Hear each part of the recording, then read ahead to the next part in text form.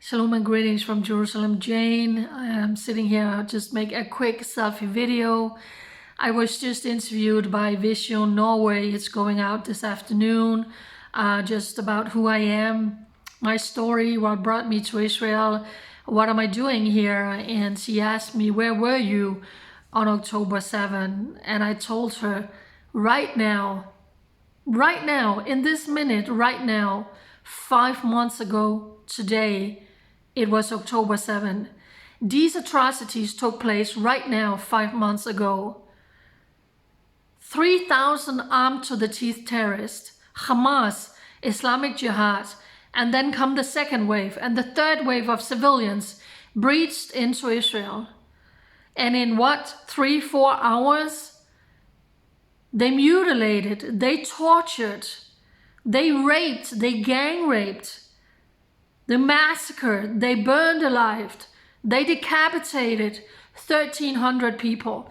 They forced family members to watch when they gang raped women, men.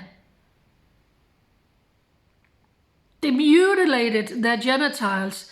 They shot women in their chest. They shot women up in their pelvis. Some of the rapes were so vicious and violent that women's pelvises were broken, their bones were broken, their legs were torn out of place. That happened today, 5 months ago. How do we know?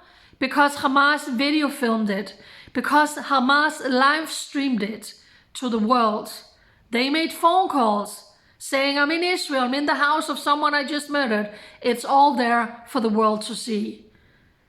The UN were here, they made a report about the rapes, the sexual assault and the violence. It's all out there for the world to see. The videos, the photos, the testimonies. It all happened today, 5 months ago. Thousands of Israelis are still sitting in hotels all around the country. They lost everything they had. Many families completely wiped out. Whole families of parents and children wiped out. Some family lost their children. Some family lost mom and dad. Some families, they lost several family members. They also lost everything they had.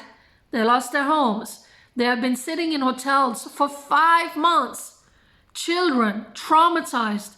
Parents traumatized. When can we go home? For 5 months, many thousands of families here in Israel has missed dad because dad was called up in the reserve. And in some families, mom was called up in the reserve. And they have been in Gaza fighting Hamas, ISIS, and Palestinian Islamic Jihad for 5 months. Children not knowing, is dad going to come home? Nearly 250 Israeli soldiers has been killed in battle in Gaza since the beginning of the war. Thousands of soldiers has been injured. Some of them have lost a leg. Some of them have lost an arm. Completely new life they have to adapt to. What's it like to be in Israel since October 7? She asked me in the interview. I said horrible, traumatizing, completely traumatizing. There's not one person in this country that's the same since before October 7. There's not one family that's not affected, that didn't lose someone, that were murdered or kidnapped or displaced or is a soldier now. And yet, this whole nation rose up and came together as one family because they didn't have a choice. But that's also who they are. That's the spirit of the Jewish people. Am Yisrael Chai, the Jewish state live. That's who they are. They unite and they come together. Israeli soldiers are still operating inside Gaza because Hamas is still there. Islamic Jihad is still there. And Israel cannot finish all of those calling for, a ceasefire and we need to end this war. No, we don't. Israel needs to finish and eliminate all of these terrorists who is an existential threat to Israel. On top of that, we just had red alerts again, rockets fired in from the north, from Hezbollah, who is firing rockets into Israel several times a day, and thousands of people have to run for shelter. Things are high tense in Judea and Samaria. We had 2 terror attacks in 2 days. A man was stabbed in the back standing waiting on the bus in Jerusalem yesterday. And we have this Palestinian teenager who just stabbed him in the back, because that's what they're growing up to learn. That's what they learn in schools, in kindergarten, everywhere. We need to liberate Palestine. You go and murder the Jews wherever you find them. That's how they're growing up. And when you murder a Jew, you're being paid. Palestinian Authority is going to pay you a monthly grant. It's sickening, absolutely sickening. So all of this, October 7, was 5 months ago today.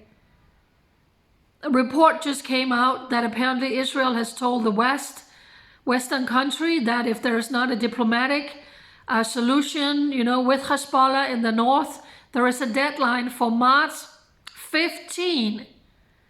If that hasn't been reached, Israel might go into a full-scale war.